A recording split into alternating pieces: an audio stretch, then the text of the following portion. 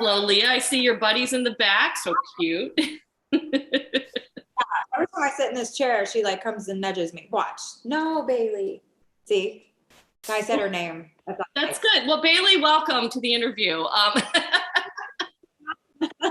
I'm sure she missed you because you were away. You were in France. Tell me about the trip. What was it like? And this was your first time in the Med. Yeah, that's the thing is I always hear about this so-called med, right?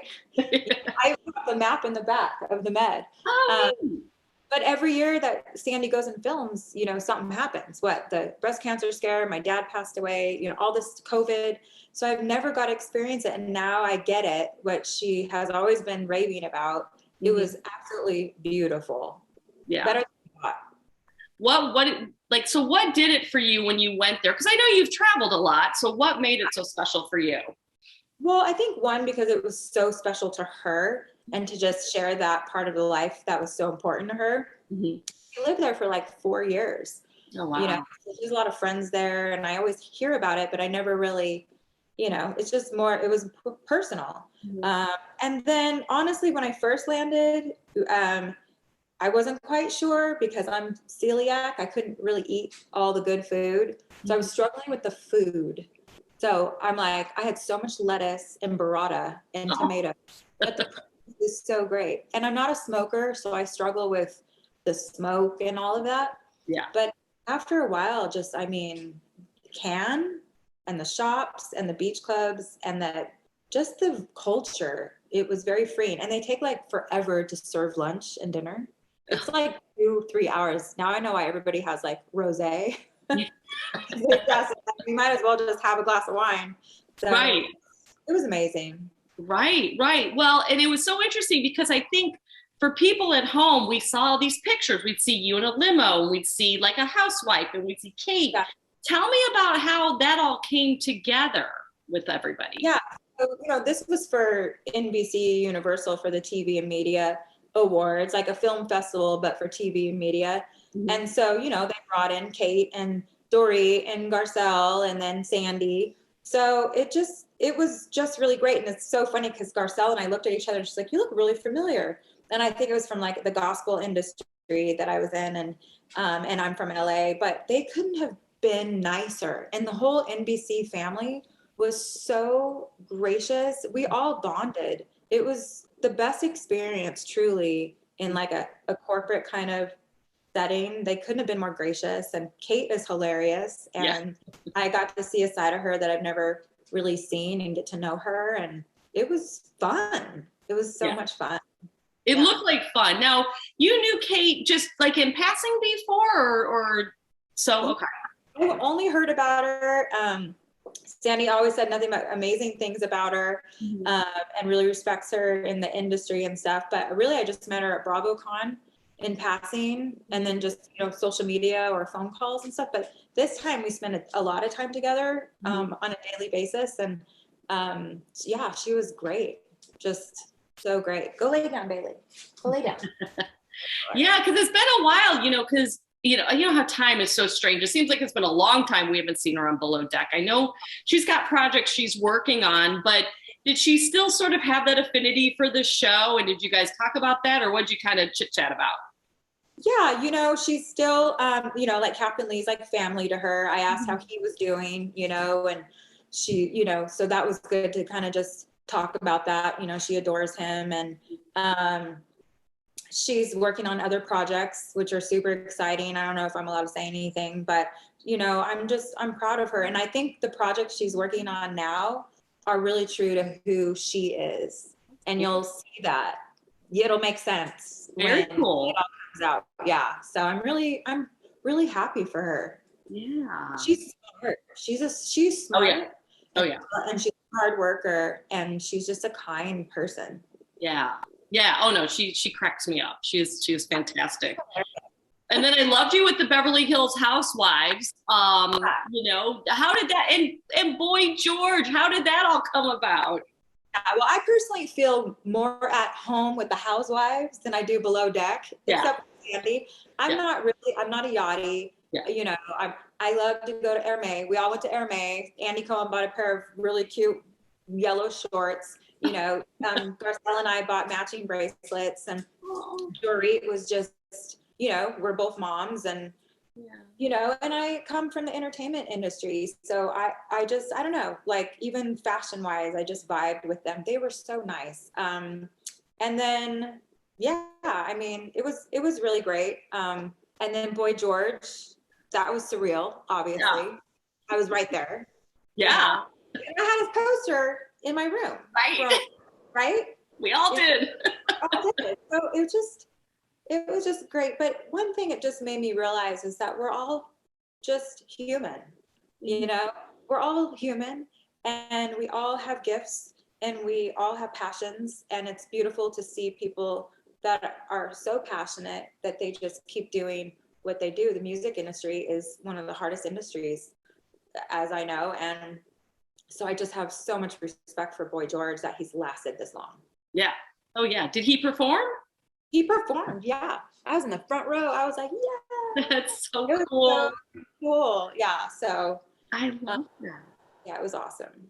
I love that. And it's funny. I know, you've met Andy several times, and he just seems to just love you. Do you talk to him a lot, or? Yeah, actually, like this was the first time I really opened up. He didn't really know anything about me personally. It was always just quick and passing, but he is the nicest guy. Mm-hmm. I mean, truly so genuine. And this trip, I actually opened up to him and said, Andy, because he talked about how he came out to, he came out. Yeah. And kind of like on one of on the reunion shows is when he kind of came out. Whoa. To everyone. And I remember when he started the OC Housewives, because I was supposed to actually be an OC housewife back in the day. And I was with the churches. So they said, no, like you can't do that show. So with Andy, it was the first time I pulled him aside and said, hey, I was from the gospel industry, and kind of told him my story. And that when I came out, I lost my entire career, and he was just like, wow, I had no idea. And then I told him about my daughter, and so it was just really nice for him to see that side of me. Yeah. Yeah. Yeah. No. And I saw the video that you put up with Sandy talking about pride, and, and really, I think you as a couple have really become something that everybody kind of looks to. Do you sort of feel like that responsibility sort of as well, like continue to tell your story? Yeah, for sure. I feel responsible to tell my story because I know it will help a lot of people. Yeah. And I definitely, though, don't fear it, and you have helped with that from the very beginning. Like you were the first one that told my story. I know. And you held my hand along the way. And everything was just so fast, so quick, so it was so much, right? And so you were a huge part of that. And I'm so grateful for that, that you really helped tell my story in such a beautiful way that could help people, So I just want to continue that, because it's a beautiful thing to just love who you love. And it doesn't need to be weird, or you don't need to be ashamed of it, Right. And coming from the gospel industry, it's like, I'm just tired of people making feel like God is weird and that it's some freak show, like, no, God loves you. And Sandy and I love God. We're not religious, but we pray together. We talk about God. We love listening to worship, and I just want to honor that. Yeah. Yeah. Yeah. You do, because I've known you through the years, and you really have you've become very comfortable, and you've really grown into your own skin, because you've always been, very confident about your gifts and your talents. And Sandy, you've never wavered from that, but it has to be hard coming from being married to a man for 20 some odd years to being yourself. So do you feel more like yourself even more now? Yeah, I feel like myself for sure. I just feel free, and I'm in love. There's difference, I'm in love now. And and I think coming from the entertainment background was perfect because it helped me understand Sandy's role now. Like, I'm okay taking pictures for her. Yeah. I'm okay doing her makeup. I'm okay not getting the attention you know, because usually it would be me like on stage or singing and it's just, I'm fine because we are evolving together and we're so supportive of one another. You know, I mean, I am a little tired of everyone just calling me the girlfriend, you know, like, oh, Sandy's girlfriend, you know, but it's fine. You know, I'm proud of it. I'm like, well, but my name's Leah, you know, and sometimes like we'll be at the airport. Oh, I'm Captain Sandy. Oh my God. And they literally just hand me the phone. Like, we take a picture and, you know, it just is what it is. You definitely can't take it personal.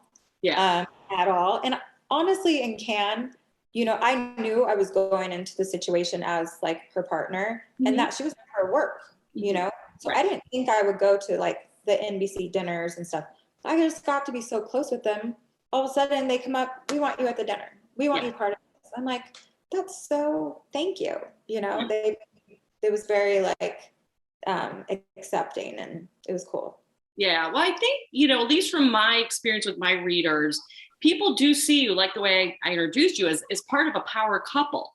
Like, you two do go together, and I think people do want to know more about you because, I mean, anybody who's heard you sing, I mean, it's like seeing God. I mean, you are just incredible. And also, you know, you are a big name in the country music industry. Tell me, though, about this recent recording with Dolly's producer. Tell me about how that all went down and what happened. Yeah, well, I mean, I thought my music honestly was over. That's the truth. I thought I was over because of gospel. Like, I was done. And they shipped my music back to my doorsteps, took all my music off the radio. They canceled all my conferences. Like, it was done. And it was depressing and grieving. I told Sandy that's like someone telling her she can never drive a boat again. Like, you know, that you worked so hard for. So I was grieving. I was new to the LGBTQ community. I was going through I went through a divorce, single mom. It was just a lot. You know, my dad died, like all of this, starting a business of IV. And so when this whole breast cancer event came up to raise money in Nashville at the Country Music Award Theater, it was Dolly Parton's music manager, and she was also performing. So really, I kind of opened for Dolly. And I started singing the song "This Is Me," but I redid it to my own version. And he came up to me and he goes, "Where have you been?" And I'm like, "Well, you know, in churches." And he's like, "Wow," you know. And so I was like, it just validated it again. And then Sandy and I are doing a concert December 21st in Miami, Christmas with Love, to raise money for the Captain Sandy charity, and Kent and his band are going to play for us. And so I said, let's record. So I went out to Nashville and I recorded 2 songs, and you'll be one of the first to get them. They're almost done. And it was, but in the middle of my recording session, Dolly Parton calls. Stop it. Stop it. Stop. Like 3 times, like, do you have a moment? And I'm like, I'm sorry, Dolly, like, this is my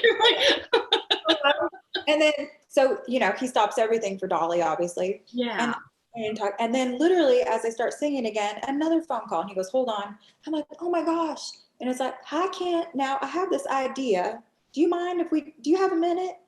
And I'm like, "No, we don't have a minute."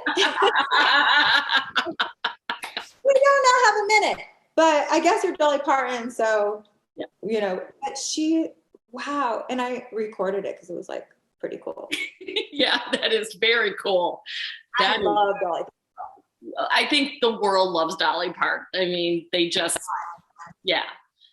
Do you, now you have met her? Did you meet her? Just at the breast cancer thing, but we didn't really get a hang because of COVID. Her husband wasn't, you know, doing well and stuff. But but I mean, just, it was crazy to be in the same recording studio. Yeah. That she makes music in was cool, you know. And, you know, I'm not in it to like make it in music anymore. I just want to make a difference now. So whether it's through my storytelling with you, or the podcast that Sandy and I are going to be doing soon, or whatever it is, you know, what I'm going to do. So yeah. Tell me about the podcast. What's that? What is the format going to be? And do you have any dates yet or? We don't have specific dates, but it's the Captain Sandy and Leah Ray show, not the Captain Sandy and Girlfriend show, which is so nice. And at first I was like, no, like no one cares about me. Like they want to, you, and she's like, no, babe, you're doing this with me. We're doing this life together. You're in this. And I go, okay, I'm great. So basically our theme is, you know, what's doing the next right thing? Like, what's the next right thing that you would do with whatever, you know? And then we'll bring guests on, obviously, that will be great. And we have a great producer that's flying in from Canada to help us out because, you know, when we start getting into the technical stuff, we'll like bicker, and it's just better to like not get into that because I'm not tech. Yeah. And, you know, so I'm super excited for this producer to fly out. Oh, cool. Yeah. Okay. So you guys will start that whenever. I know you're both busy. And then you have appearances coming up as well. Is that, you know, with the two of you? Yeah. So, I mean, we're going to tape 12 episodes of the podcast in the next couple of weeks. So we'll get that done. And then she has her book coming out October 4th, which is Be the Calm or Be the Storm, which I'm so excited for. It's such a good book. And that will be also on sale for BravoCon and all of that. And then, you know, my ex was in the speaking industry, so I knew that world. So I was like, you know what, you're such a powerful speaker, babe, that you would kill it in the corporate industry, in leadership. You know, you're the real deal. Yeah. And so I pitched her, and yeah, she's been speaking, and then she loves music. Yeah. So she's like, well, I'll speak, but Leah's gonna sing. And they're like, okay. They don't really say no to Sandy, you know? Yeah. And I've been opening and closing, and it's been great. And then we ended up in London on Broadway. Yes. That show. And that was great. Yeah. And people were just naturally intrigued with her personal life. Mm-hmm. They don't ever see it on the show. Like I've never been mentioned on the show, not one time. Yeah, that's true. Yeah, which is, I'm not that I'm asking to be, but they don't know that side of her. So it's kind of nice. Yeah. Yeah. Well, her story is so compelling. Both of your stories, you know, your backstories are just so intriguing, compelling, and how you guys are together. Well, we have Below Deck Med coming up soon. I guess you'll be watching, and along with the rest of us. Of course. Yeah, I'm excited. And a lot of exciting things. I get the phone calls in the middle of all the filming. So, you know, it's going to be a very exciting season. It will be. It will be. It will be. Well, keep us posted when we can, you know, hear the singles. And, you know, if there's going to be any dates, as soon as you can share about the podcast, that'd be great too. Sure, you'll be the first to know. I know. All right. Well, thank you so much. I appreciate it. Bye. Bye.